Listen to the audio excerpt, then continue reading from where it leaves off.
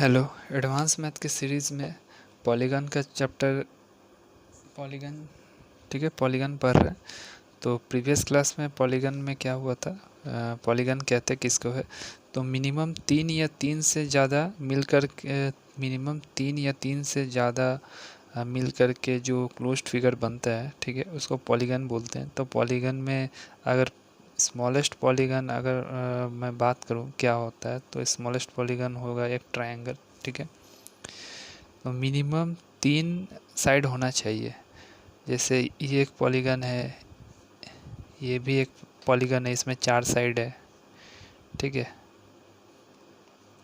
ये भी एक पॉलीगन है, इसमें कितने साइड है देखो, एक दो तीन चार और पांच साइड है, ठीक है।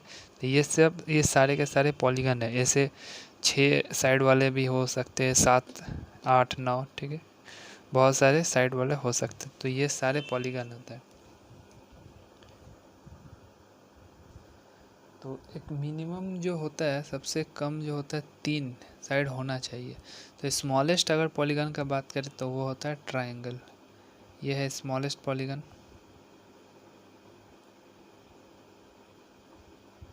ठीक है। और उसके बाद पर रहते हैं पॉलीगन कितने तरह का होता है। तो पॉलीगन को दो भाग में डिवाइड किया गया है। एक होता है on the basis of side और एक होता है on the basis of angle, ठीक है। On the basis of side में भी दो तरह का पॉलीगन होता है। एक होता है रेगुलर पॉलीगन यानी समबाहुभुज, ठीक है, और एक होता है इरेगुलर पॉलीगन यानी विषम बहुभुज। और एंगल के बेस पे बात करें तो ये यहाँ पर होता है उत्तल बहुभुज, उत्तल बहुभुज यानी कॉन्वेक्स कॉन्वेक्स पॉलीगन, और एक होता है अवतल बहुभुज यानी कॉनकेव पॉलीगन।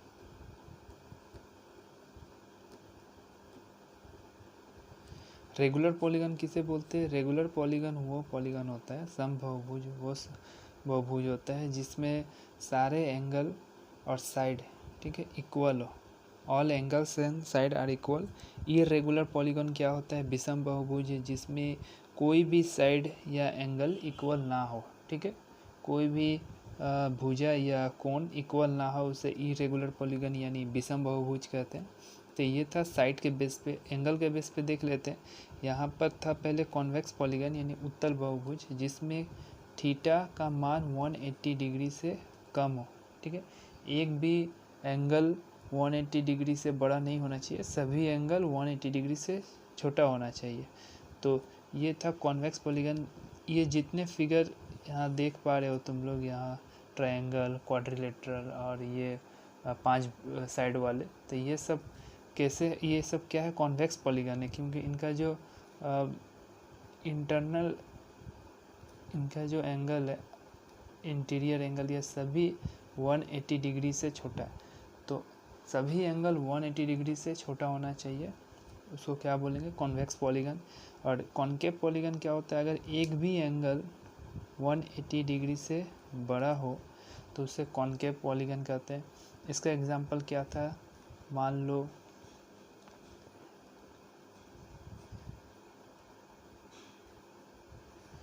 ऐसा कुछ फिगर हो, ठीक है। तो यहाँ जो एंगल है, ये एंगल बनेगा मोर देन 180 डिग्री, ये जो थीटा बनेगा मोर देन 180 डिग्री बनेगा। तो ये होता है कॉनकेव पॉलीगन, जिसमें अगर एक भी एंगल 180 डिग्री से बड़ा हो तो उसको बोलते हैं अवतल बहुभुज, ठीक है। उसके बाद देखे थे कोई भी एंगल हो, कोई भी पॉलीगन हो, चाहे साइड बेस पे हो या एंगल बेस पे, तो उसका जो इंटीरियर एंगल होता है, sum of all interior angle,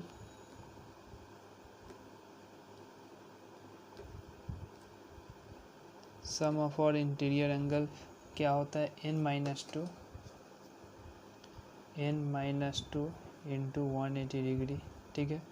sum of all exterior angle क्या होता है?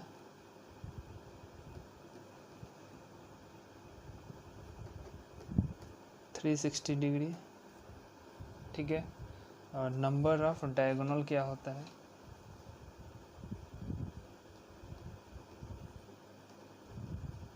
नंबर ऑफ डायगोनल होगा n इंटू में n-3/2। तो ये सब याद रखना है। ये होता है किसी भी बहुभुज का अगर इंटीरियर एंगल का योग पूछे तो होगा n-2 इंटू 180 डिग्री, ठीक है। Exterior angle 360 degree, that is fixed. And number of diagonal n into में n-3 डिवाइडेड बाई 2। n होता है भुजा, ठीक है, साइड। और अगर हम बात करें सिर्फ सम बहुभुज यानी रेगुलर पॉलीगन में, तो रेगुलर पॉलीगन में जो ईच इंटीरियर एंगल पूछेगा, ईच, ठीक है, प्रत्येक अंतःकोण का मान, ठीक है, ईच इंटीरियर एंगल। तो ईच इंटीरियर एंगल होता है जो सम ऑफ ऑल इंटीरियर एंगल है, यानी ये वाला, ठीक है, ये वाला, ये डिवाइडेड बाई ईच निकालना है, ठीक है, प्रत्येक इंटीरियर एंगल निकालना है तो भुजा से डिवाइड दे देंगे, प्रत्येक भुजा का इंटीरियर एंगल आ जाएगा। ये होता है सम, उसको भुजा से डिवाइड देंगे तो प्रत्येक भुजा का इंटीरियर एंगल आ गया, ठीक है। और एक्सटीरियर एंगल में 360 डिग्री होता है सम टोटल, ठीक है, उसमें से अगर प्रत्येक का निकालना हो तो अगेन n से डिवाइड दे देंगे, कंप्लीट, ठीक है। और इसी में एक पूछ लेता है भुजा की संख्या कितनी, n कितना है, तो भुजा की संख्या निकालेंगे 360 degree divided by exterior angle.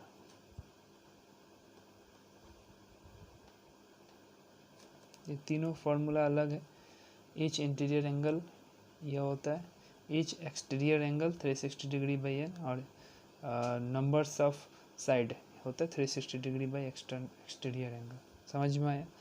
तो ये था पॉलीगन। पॉलीगन में कुछ बेसिक बातें, आगे देखते हैं पॉलीगन में क्या है। देखो, अगर सबसे छोटा बहुभुज हम लिए, ठीक है, सबसे छोटा अगर बहुभुज हम लेंगे तो वो क्या होगा, एक ट्रायंगल होगा, त्रिभुज।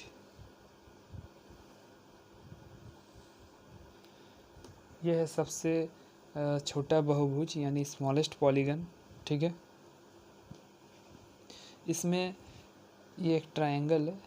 अगर इसमें मैं आपसे पूछूं कि इसमें साइड की संख्या क्या है, ठीक है, साइड यानी भुजा कितनी है, तो आप क्या बोलोगे, 3। देखो 1 2 3, समझ में आया। अगर इसमें पूछे कि कोण कितने हैं, अगर इसमें मैं आपसे पूछूं कि अंतः कोण कितने हैं,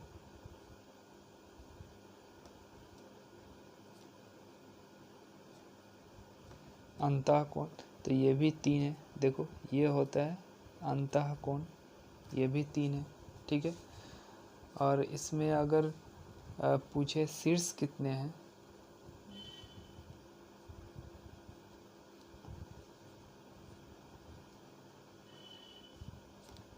शीर्ष यानी वर्टेक्स, तो वर्टेक्स भी देखो ये होता है वर्टेक्स, 2 लाइन जहाँ मिलता है उसको बोलते हैं वर्टेक्स। तो यहाँ वर्टेक्स कितना है, तो वर्टेक्स भी 3 है। समझ में आया, ठीक है। अगर बाह्य कोण पूछे कितने हैं, बाह्य कोण यानी एक्सटीरियर एंगल, तो ये देख लो, ये सारे एक्सटीरियर एंगल है, यहाँ जो एंगल बनेंगे बाहर की तरफ ये सब एक्सटीरियर एंगल है, तो ये कितने, ये भी 3, ठीक है। तो आपको यह समझना है कि जितने बहुभुज है, ठीक है, जितने भी पॉलीगन होते हैं वो सब के भुजा जितने होते हैं, भुजा मीन साइड जितना होगा, ठीक है, ये साइड जितने होते उतने ही उसका अंतः कोण होगा, उतना ही उसका बाह्य कोण होगा, उतना ही उसका शीर्ष होता है, और सब आपस में बराबर होता है। यहाँ देख लो, एक ट्रायंगल में अगर भुजा की बात करें तो 3 भुजा होते हैं, सबको पता है, ठीक है, ये 3 भुजा होता है। तो 3 भुजा वाले अगर इस बहुभुज में बात करें कि अंतः कोण कितना होगा, तो 3, बाह्य कोण कितना होगा वो भी 3, और शीर्ष कितना होगा वो भी 3, और ये सब आपस में क्या होते हैं, इक्वल होते हैं, बराबर होते हैं। समझ में आया? अगर मैं आपसे पूछूं कि ट्रायंगल के तीनों जो एंगल है उसका योग कितना होता है, कितना डिग्री का होता है, तो आपके आंसर क्या होगा, 180 डिग्री, ठीक है। एक ट्रायंगल के तीनों एंगल का जो सम होता है कितना होता है 180 डिग्री। ठीक है, सारे तीनों अंतः कोणों का योग 180 डिग्री होता है। तो ये 180 डिग्री कैसे होता है ये समझना है। देखो ये एक ट्रायंगल है, ठीक है, इस ट्रायंगल के अगर ये हम मान लेते हैं, इस एंगल को मान लेते हैं थीटा है, ये एंगल है अल्फ़ा और ये एंगल है बीटा।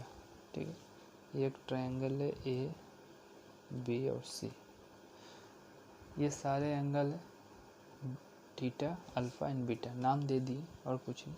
ठीक है, तो देखो अगर एक कोण हम अल्फ़ा मान लें तो दूसरा क्या माने बीटा, तीसरा माने थीटा, हो गया। अब BC के बराबर ये जो BC है, ये BC लाइन के बराबर हम एक पैरेलल लाइन A से यहाँ, ठीक है, एक से अगर गुजारते हैं एक पैरेलल लाइन, ये जो BC लाइन है इसका ठीक पैरेलल ये है, ये दोनों आपस में पैरेलल है, समांतर है।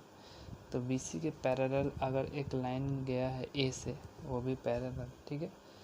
तो ये क्या होगा देखो, तो एक आपको पैरेलल के बारे में मैं बताया था फर्स्ट वीडियो में कि अगर दो पैरेलल लाइन को एक तिर्यक रेखा प्रतिच्छेदित करता है, ठीक है, इंटरसेक्ट करता है, तो उसमें जो एकांतर कोण होते हैं, इंटरनल अल्टरनेट एंगल, ठीक है, या एक्सटर्नल अल्टरनेट एंगल, तो यहाँ भी इंटरनल अल्टरनेट एंगल का बात करते हैं। ये क्या होता है, आपस में इक्वल होता है, ये आपस में इक्वल होगा। ठीक है, जैसे यहाँ अल्फ़ा है तो इसका अल्टरनेट एंगल क्या होगा, ये वाला, तो ये भी अल्फ़ा होगा।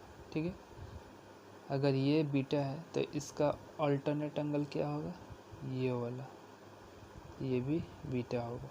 समझ में आया?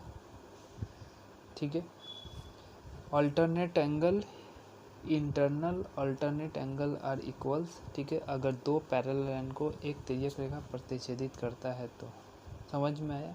एकांतर कोण आपस में इक्वल होते हैं। तो ऊपर वाला अगर यहाँ देखो, ये एक क्या है, स्ट्रेट लाइन है, और स्ट्रेट लाइन पर कौन सा एंगल बनता है, 180 डिग्री एंगल बनता है। स्ट्रेट एंगल में मैंने बताया था, स्ट्रेट लाइन पे कौन सा एंगल बनता है, 180 डिग्री। तो यहाँ 180 डिग्री का एंगल बना है। ठीक है, तो यानी मतलब त्रिभुज के अंतः कोण का योग क्या होगा, 180 डिग्री।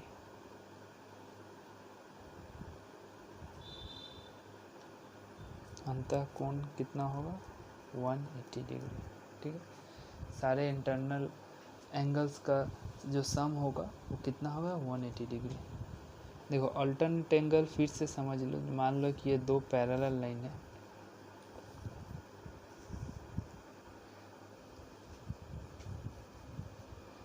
ये दो पैरेलल लाइन को एक तिर्यक रेखा का प्रतिच्छेदित करता है, तो इसका जो एंगल होता है अल्टरनेट एंगल इक्वल होता है। जैसे अगर ये है थीटा, ठीक है, ये है, तो अल्टरनेट एंगल ठीक इसका सामने नहीं होकर के ये नहीं लेते, ये इसका साइड वाला लेते हैं, ये होता है अल्टरनेट एंगल। और ये आपस में इक्वल होता है। अगर ये अल्फ़ा है तो इसके ठीक सामने इंटरनल एंगल क्या है, ये वाला, बट अल्टरनेट लेंगे इसके साइड वाला, ये, ठीक है, ये आपस में इक्वल होता है। तो ये बताया हुआ है, आप वो वीडियो देख लेना। तो ये एक तरीका है कि 180 डिग्री कैसे आता है समझने के लिए। दूसरा तरीका क्या है, देख, दूसरा तरीका बहुत ही सिंपल है। जैसे पॉलीगन का एक थ्योरी था कि अगर कोई भी बहुभुज हो जिसमें अंतः कोणों का योग क्या होता है, n-2 इंटू 180 डिग्री। ठीक है, n-2 इंटू 180 डिग्री। तो त्रिभुज में भुजा की संख्या होती है कितना, 3। ठीक है, तो 3 n 3 है, -2 into 180 degree, 1 into 180 degree equals to 180 degree. ठीक है, ये क्या चीज़ का formula, sum of all interior angle, sum of all interior angle कितना है 180 डिग्री। ये एक तरीका है निकालने का। तो इस फॉर्मूला से भी आप निकाल सकते हैं, और इससे पहले जो बताया वो साबित कर दिए कि कैसे होता है 180 डिग्री। समझ में आया? अच्छा, इस फॉर्मूला को आप ध्यान से देखो, n-2 इंटू में 180 डिग्री, ठीक है। जैसे कि फॉर एग्ज़ाम्पल एक स्ट्रेट लाइन है, इस स्ट्रेट लाइन पे जो भी एंगल बनेगा वो होता है 180 डिग्री, है ना। अभी ध्यान से सुनना, स्ट्रेट लाइन पे कोई भी एंगल बनता है उस कितना का होता है 180 डिग्री, ये पता है। स्ट्रेट लाइन पर बनने वाला एंगल कितना होता है 180 डिग्री। अच्छा, अभी ये त्रिभुज है, ये इस ट्रायंगल में कितने स्ट्रेट लाइन है तो 3, 1 2 और 3। और हमें क्या पता है कि स्ट्रेट लाइन पर कोई भी एंगल बनता है वो 180 डिग्री का होता है। तो यहाँ 3 स्ट्रेट लाइन है, तो यहाँ 3 into 180 degree that is 540 degree होना चाहिए, है ना। 540 डिग्री होना चाहिए। लेकिन हमें क्या पता है कि ट्रायंगल के सभी एंगल्स का सम कितना होता है 180 डिग्री। तो ये 180 डिग्री क्यों हुआ, ठीक है, इसको समझना है। होना चाहिए 540 डिग्री, बिकॉज एक स्ट्रेट लाइन पर बनता है 180 डिग्री, यहाँ पर है 3 स्ट्रेट लाइन, तो होना चाहिए 540 डिग्री, लेकिन हमको पता है कि 180 डिग्री है। तो ऐसा क्यों होता है, देखो यहाँ जो फॉर्मूला है ना n-2 इंटू में 180 डिग्री, ठीक है। तो इसका मतलब क्या है, इसका मतलब ये है कि जब भी हम कोई भी बहुभुज का निर्माण करते हैं, ठीक है, कोई भी बहुभुज का निर्माण करते हैं, यानी कोई भी आकृति का निर्माण करेंगे, कोई भी पॉलीगन, ठीक है, तो उनमें से 2 स्ट्रेट लाइन का इम्पोर्टेंस समाप्त हो जाता है। 2 स्ट्रेट लाइन का इम्पोर्टेंस समाप्त हो जाता है। 2 स्ट्रेट लाइन को काउंट करेंगे ही नहीं, सिर्फ एक स्ट्रेट लाइन को काउंट करेंगे। तो यहाँ थे कितने स्ट्रेट लाइन, 3, इसमें से 2 स्ट्रेट लाइन हमेशा कोई भी पॉलीगन, ये एक पॉलीगन है 3 साइड वाला, ठीक है। तो जितने भी साइड का पॉलीगन हो, 2 स्ट्रेट लाइन को कंसिडर करना ही नहीं है, 2 स्ट्रेट लाइन को काउंट करना ही नहीं है। तो 2 अगर हटा दिए तो बचा कितना, 1, जितना बचा उसमें 180 डिग्री से इंटू कर दो, इंटू 180 डिग्री, ठीक है। इसीलिए ये 180 डिग्री होता है, ना कि 540 डिग्री। समझ में आया? कोई भी पॉलीगन में 2 स्ट्रेट लाइन का इम्पोर्टेंस बिल्कुल नहीं होता है, इसीलिए यह फॉर्मूला देखो n-2, ठीक है। अगर n भुजा वाली कोई पॉलीगन है, ठीक है, तो उसमें दो साइड को हमेशा निकाल देना, 2 साइड को नहीं रखना, 2 साइड को कंसिडर करना ही नहीं है। जितने साइड बचे 2 को छोड़ के इतना से 180 डिग्री में मल्टीप्लाई, वही होगा उनके एंगल्स का योग, ठीक है। मान लो ये यहाँ एक चतुर्भुज है, तो यहाँ इस चतुर्भुज को ध्यान से देखो। इस चतुर्भुज में इस क्वाड्रिलेटरल में कितने स्ट्रेट लाइन है, ठीक है, कितने सरल रेखा है, तो 4 है, 1 2 3 और 4, ठीक है। लेकिन पॉलीगन में 2 साइड का इम्पोर्टेंस नहीं होता है, ठीक है, 2 साइड का इम्पोर्टेंस नहीं होता है। कोई भी 2 साइड को अगर हटा दिए तो बचा कितना, 2 साइड, तो 2 into 180 degree equals to 360 degree, ठीक है। अगर हम 5 साइड वाला कोई पॉलीगन ड्रॉ करते हैं,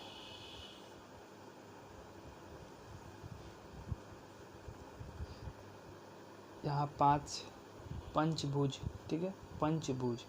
तो आपको पता है कि जब भी पॉलीगन का निर्माण करते हैं उसमें 2 स्ट्रेट लाइन काउंट नहीं करेंगे, तो 2 स्ट्रेट लाइन हटा दिए, बचा कितना 1 2 3 इंटू 180 इक्वल्स टू 540 डिग्री। तो इसका कोण का योग कितना होगा 540 डिग्री। तो जब भी एंगल्स का सम पूछेगा, कोई भी पॉलीगन हो, हमेशा उसमें से दो को काउंट नहीं करना है, ठीक है। तो फॉर्मूला का मतलब समझ में आया। n-2 क्यों करते हैं?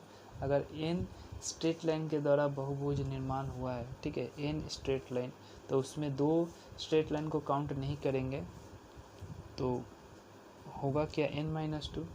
और जितना सरल रेखा बचेगा, दो माइनस करने के बाद जितना सरल रेखा बचेगा, जितना स्ट्रेट लाइन बचा उसमें इंटू कर देंगे 180 डिग्री। तो इससे क्या आएगा, सारे अंतः कोण का योग आ जाएगा। ये क्या है,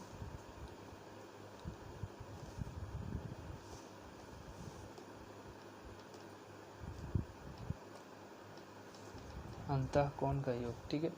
तो ट्रायंगल में होता है 180 डिग्री, क्यों? क्योंकि ट्रायंगल में 3 साइड है, 3 में से 2 को इंक्लूड नहीं करेंगे तो बचा कितना, 1 इंटू 180 डिग्री, ठीक है। क्वाड्रिलेटरल में होता है सारे अंतः कोण का योग 360 डिग्री। कैसे? इसमें 4 साइड है, 4 में से 2 कंसिडर नहीं करते पॉलीगन में, तो 2 into 180 degree that is 360 degree. समझ में आया? पंचभुज में होता है 540 डिग्री सारे अंतः कोण का योग। कैसे? 2 नहीं लेंगे, सिर्फ 3 कंसिडर करेंगे, 3 इंटू 180 डिग्री। तो पॉलीगन में ये याद रखना, जितने भी स्ट्रेट लाइन वाले पॉलीगन होता है उसमें से 2 स्ट्रेट लाइन को छोड़ के जितना स्ट्रेट लाइन बचा इंटू 180 डिग्री, ये होता है sum of all interior angle, ठीक है। ये समझ में आ गया। नेक्स्ट कॉन्सेप्ट देखेंगे नेक्स्ट वीडियो में।